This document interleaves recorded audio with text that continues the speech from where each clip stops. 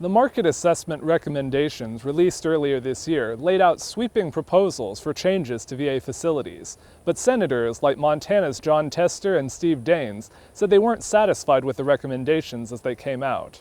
I've heard from veterans from all over the country and veteran service organizations that have told us time and time again that this is a flawed process. The review process began as part of the VA Mission Act, passed with bipartisan support in 2018. In Montana, the proposals that came out of it included closing VA clinics in Browning, Glasgow, and Plentywood, and the Community Living Center in Miles City. Tester and Daines said the recommendations in Montana and the rest of the country were outdated, based on questionable data, and especially bad for rural veterans. Last week, they were among 12 senators from both parties who signed on to a statement vowing not to approve any members to the Asset and Infrastructure Review, or AIR Commission, and they say even more are in agreement. If no one's confirmed to the commission, the process and the recommendations can't move forward. In a statement, Daines said, quote, "The AIR Commission, as it stands today, would make VA infrastructure decisions on old, faulty data that would disadvantage Montanans and rural veterans around the country. We must ensure any such commission honors the commitment to provide quality care to our Montana veterans. And until then, I cannot and will not support it. I'm committed to ensuring veterans in every corner of our state have access to the care and services they need."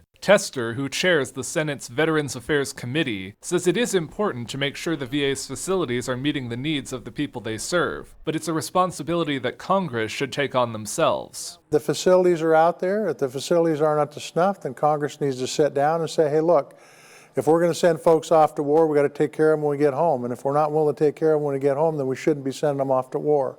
And that's what I would tell the veterans out there. We're listening to you, and we're reacting to what you're saying. Tester says he's currently working on another bill to provide more support for VA infrastructure projects. At Fort Harrison, Jonathan Amberian, MTN News.